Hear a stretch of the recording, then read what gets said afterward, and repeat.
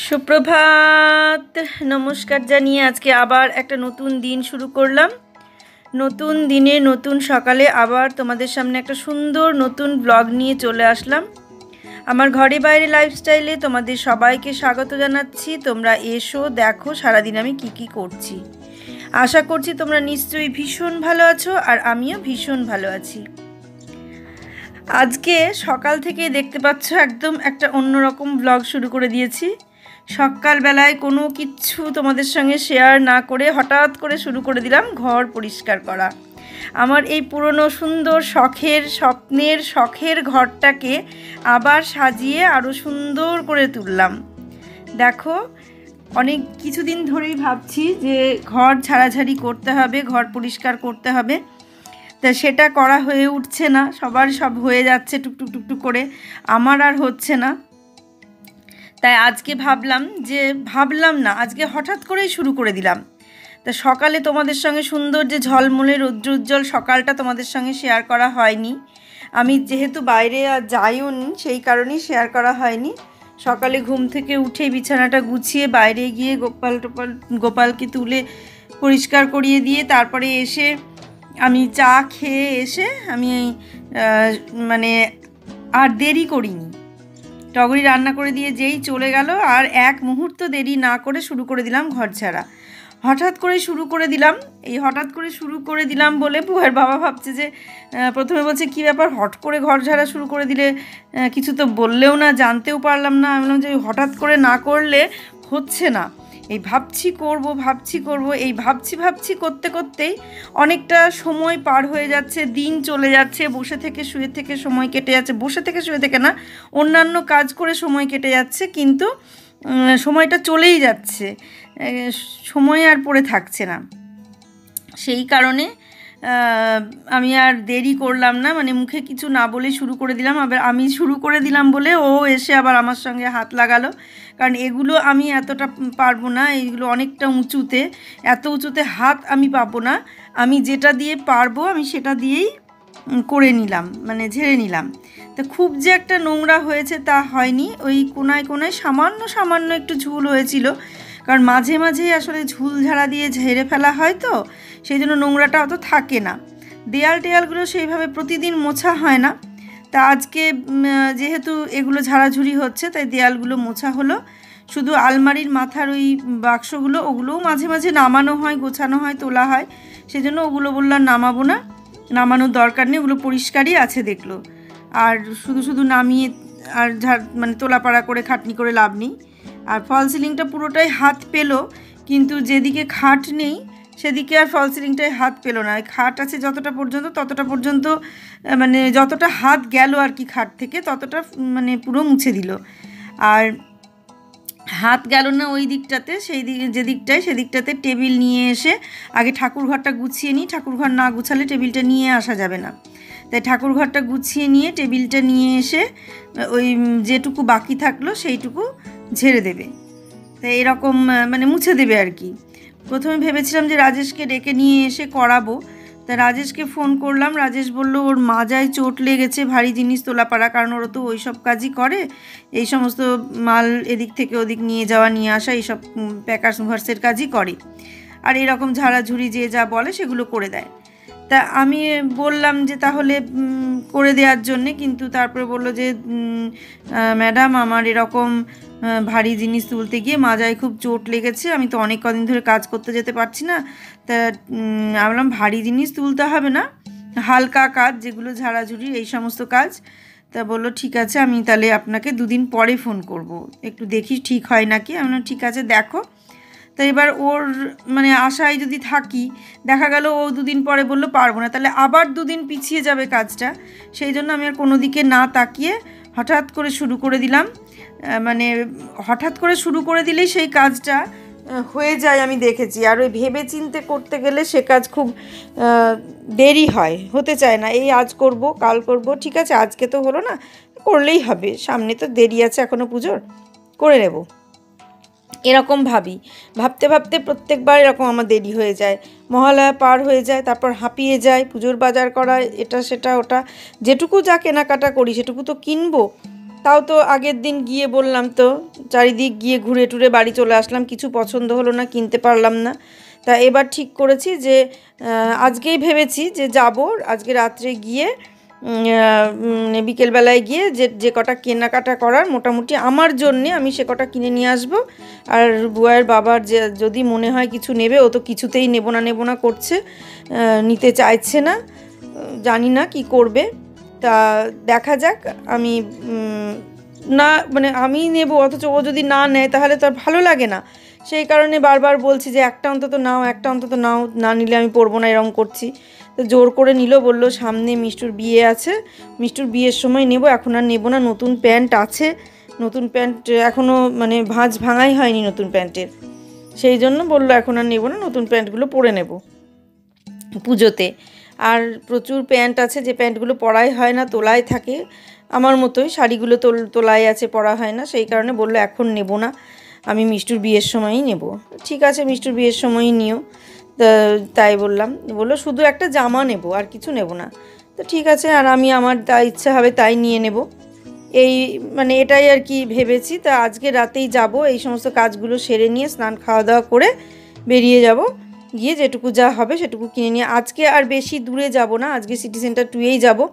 প্রথমে ভেবেছিলাম মনি স্কোয়ার যাব, তারপর ভাবলাম কালীঘাটে কেয়া শেঠের ওখানে যাব। তা আমার বুয়ার বাবা বলল যে কোনো জায়গায় যাওয়ার দরকার নেই, আগে বাড়ির কাছে যেটা আছে সেটা আগে দেখে নিই, যে সিটি সেন্টার 2-এ কী আছে না আছে সেগুলো দেখে নিই। তো ওখানে তো প্রচুর মানে ইয়ে আছে, দোকান আছে, প্রচুর দোকান, অত বড় শপিং মলে কিছু না কিছু থাকবেই। বললো আগে সিটি সেন্টার 2টা দেখে নিই, যদি পছন্দ না হয় তখন এদিক ওদিক আবার যাব, তার আগে আর যাব না। ঠিক আছে, এইটা মানে এটাই ঠিক করেছি আমরা। এখন দেখা যাক কতক্ষণে কাজ মেটে, মানে এই সমস্ত কাজগুলো। আর এই নোংরা হয়েছে বেশি আলমারি দুটো এমনি মাঝে মাঝে মুছে রেখে দিই, কিন্তু এটা কলিন দিয়ে মোছা হয় না। আজকে যখন কলিন দিয়ে মুছতে গেলাম তখন দেখছি, আমি তো কলিন দিয়ে মুছিনি, কলিন দিয়ে মোছাটা বুয়ার বাবা মুছেছে, আর ওপরের ধুলোটা আমি মুছে দিলাম, ঝাড়ার পরে যে ধুলোটা পড়লো তা সেটা আমি মুছে দিলাম। কিন্তু যখন কলিন দিয়ে মুছলো, কলিনটা একবারে দেখে বোঝা যাচ্ছে না যে এত নোংরা আটকে আছে, অথচ কলিন দিয়ে যেই মুছলো টিস্যু দিয়ে, তখন সে টিস্যুর সঙ্গে দুনিয়ার কালো হয়ে গেল টিস্যুটা। কিন্তু দেখো এমনিতে দেখে কিচ্ছু বোঝা যায় না, তারপর মোছার পরে বোঝা যাচ্ছে যে কতটা কালো হয়ে মানে আটকে ছিল আর কি নোংরা।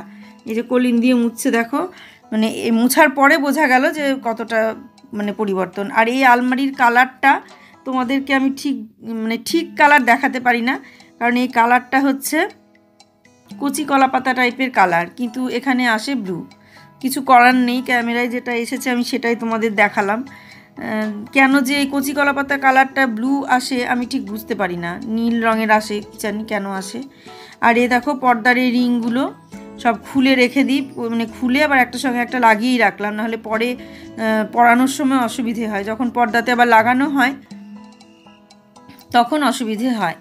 এখন তো ঘর ঝাড়ার ব্যাপারটাই নেই, কারণ এখন প্রতিদিন না হলেও অন্তত সপ্তাহে একদিন করে ঝাড়াঝুড়িগুলো, এদিক মোছা ওদিক মোছা, এ কোনা ঝাড়া ও কোনা ঝাড়া, এই পরিষ্কার করা সেই পরিষ্কার করা, এগুলো করা হয়, কিন্তু আগে সেভাবে করা হতো না।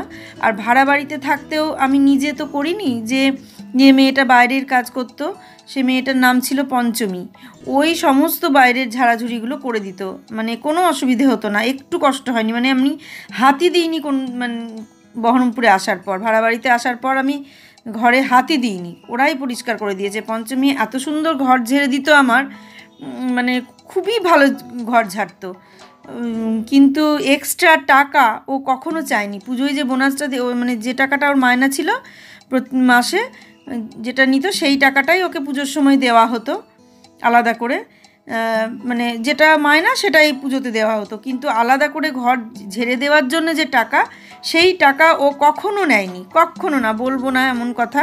হ্যাঁ, আমি ভালোবেসে যদি কিছু দিয়েছি যে টাকাটা যে টাকাটা ওর মায়না সেই টাকাটা দেওয়ার পরে যদি একটা শাড়ি বা কিছু একটা দিয়েছি সেটা আলাদা কথা, সেটাও খুশি হয়ে নিয়েছে, কিন্তু কখনো বলেনি যে বৌদি ঝেড়ে দিলাম আমাকে কিছু দিও বা কিছু, বা এটা না দিলে আমি করব না। ও তো জানতো প্রতি বছর তো আমি এরকমই করি, কিন্তু আলাদা করে তো এক্সট্রা টাকা ওই ঝাড়াঝুড়ির জন্য দিই না।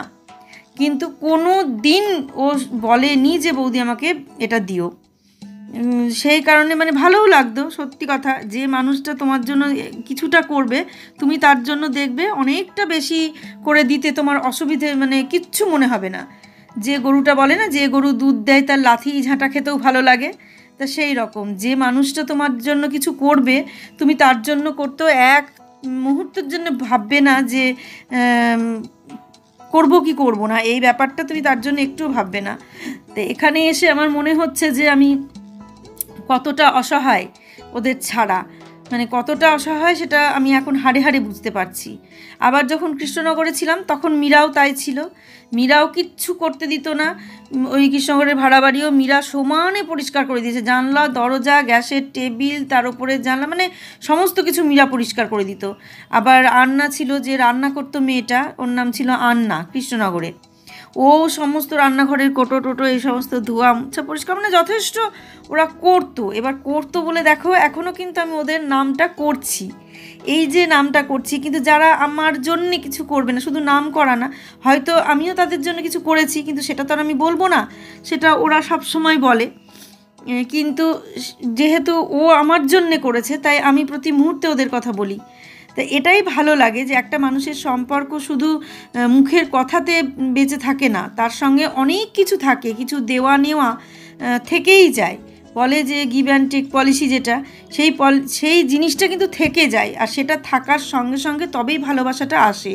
একতরফা ভালোবাসা হয় না, ভালোবাসা কখনো একতরফা হয় না। তুমি একজনকে সমানে ভালোবেসে যাবে আর একজন তোমাকে একটুও ভালোবাসবে না, তোমার জন্য কিচ্ছু করবে না, তোমার জন্য ভাববে না, তাহলে সে ভালোবাসা বেশি দিন টিকবে না, সেই সম্পর্ক বেশি দিন কখনো টিকবে না। হ্যাঁ, তোমার জন্য সে যদি কিছু করে তখন দেখবে তোমারও তার জন্য কিছু করতে ইচ্ছে করছে, বা সে যদি দুটো কথা তোমাকে শুনিয়েও দেয় তাও তোমার কিছু মানে হয়তো সেই মুহূর্তে তোমার খারাপ লাগবে, কিন্তু পরক্ষণেই আবার সেই খারাপ লাগাটা আমরা ভুলে যায়, কারণ সে তো আবার আমাকে বৌদি বলে ডেকে আমার সেই কিছুটা বাড়তি কাজ যেগুলো আমার করার দরকার করব সেই কাজগুলো সে করে দিচ্ছে। কতদিন এমন হয়েছে কৃষ্ণনগরে, যখন আমার শরীর খারাপ হয়েছে বা আমি কিছু করতে পারিনি, মীরা সঙ্গে সঙ্গে বাজারে চলে গেছে, সবজি বাজার বলো, বুয়ার বাবা হয়তো নেই, সবজি বাজার মাছ বা সকালকার টিফিন যা হোক সমস্ত কিনে নিয়ে এসে একসঙ্গে দিয়ে বাজার টাজার করেছে, আন্না এসেছে রান্না করেছে, করে ওরা দুজনে মিলে সব কিছু করে আমাকে যে কতবার মানে খাবার দেওয়া চা দেওয়া একবারে হাতে হাতে দিয়ে যেত একটু আমার শরীরটা খারাপ হলে। এই যে কথাগুলো আজকে বলছি এগুলো সত্যি মানে করতো বলেই বলছি, না করলে তো আমি বলতাম না। আন্না বারবার চা করে দিয়ে যেত যে বৌদি চা নাও চা খাও, মানে চাটা আমি নিজে কখনো করতাম না, এর আগেও আমি তোমাদের বলেছি। ও চা করে দিয়ে যেত, তারপরে শরীর যদি খারাপ হতো বিছানাটা পর্যন্ত গুছিয়ে দিত, ওখানে পঞ্চমীও তাই করতো, বিছানার যে ক্যাথা কম্বল থাকতো সেগুলো ভাঁজ করে বিছানা টান করে আবার আমাকে যা খাবো আমি যে সবজি সেদ্ধ খেতাম ও সেই সবজি সিদ্ধ করে সমস্ত কিছু রেডি করে নিয়ে এসে ট্রেতে করে নিয়ে এসে আমার মুখের সামনে দিয়ে যেত।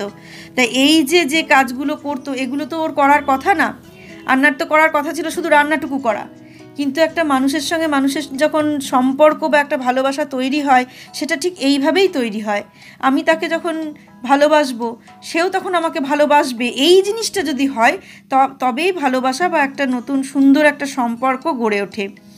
আর আমি ভালোবেসে গেলাম, সে আমার জন্য একটু ভালোবাসলো না, ভাবলো না, তাহলে সে সম্পর্কটা কখনোই গড়েই ওঠে না, টিকে যাওয়া তো দূরের কথা, সে সম্পর্ক কখনো গড়ে ওঠে না। ভালোবাসা কখনো একদিক থেকে হয় না, একদিক থেকে যদি ভালোবাসা হতো তাহলে অনেক সম্পর্ক সুন্দরভাবে টিকে যেত, কিন্তু সেটা হয় না বলেই সম্পর্কগুলো টিকতে পারে না।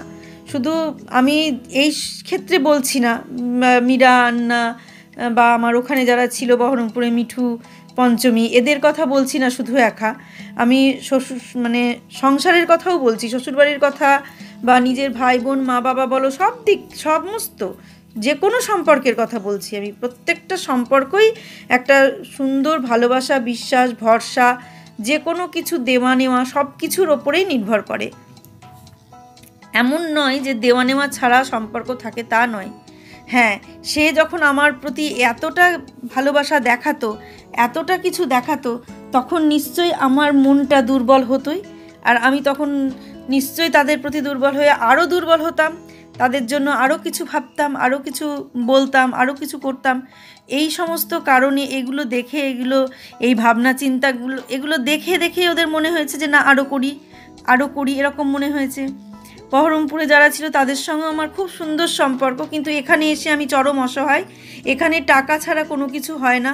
শহর এমনই একটা জিনিস, মানে সেখানে অর্থ ছাড়া কোনো মানুষ কিছু বোঝে না, যে আজকে অর্থ ছাড়া আমি একটা কাজ করব, এক্সট্রা একটা কাজ করব, যে ঠিক আছে টাকা দিক বা না দিক, আমাকে বলুক বা না বলুক, আমি এক্সট্রা কাজটা করি, তারপরে দেখি না সে তার বিনিময়ে আমাকে কি করে।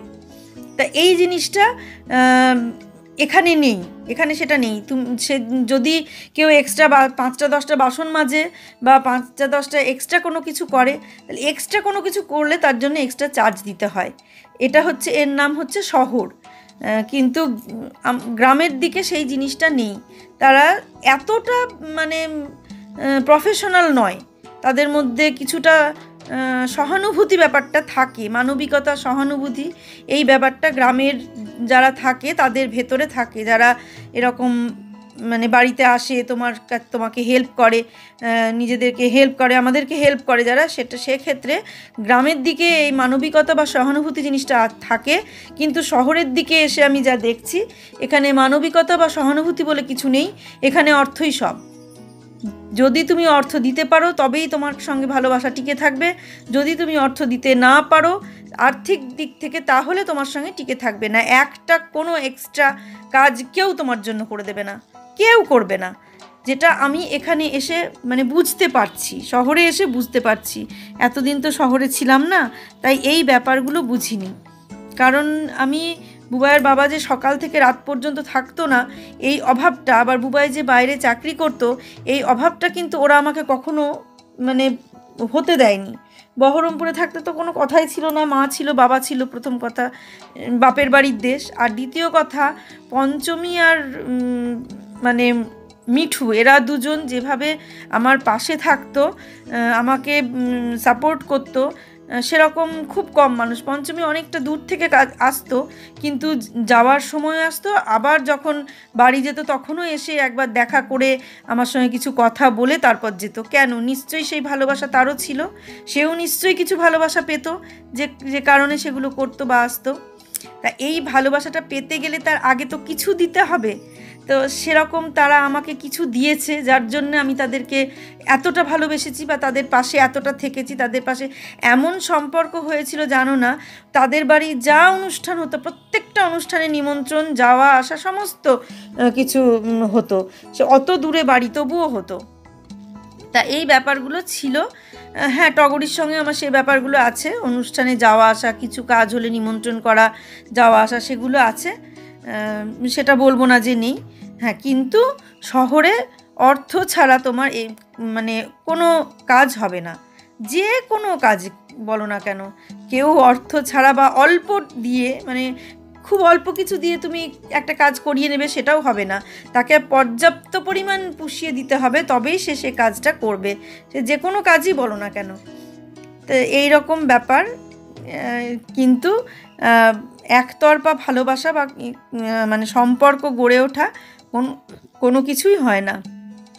ভালোবাসা পেতে গেলে দিতে হয়, আবার দিলেও যে সবসময় ভালোবাসা পাওয়া যায় সেটাও ঠিক নয়। একতরফা আমি ভালোবাসা দিয়ে গেলাম, আর অপর দিক থেকে যদি ভালোবাসাটা আমার দিক থেকে না আসলো, তার দিক থেকে, তাহলে কি করব? আমি আস্তে আস্তে হাত গুটিয়ে নেব। প্রথম দিকে তাকে দেখব, চেষ্টা করব, বলবো, বোঝাবো, ঝগড়া করব, রাগারাগি করব, সমস্ত কিছু করব।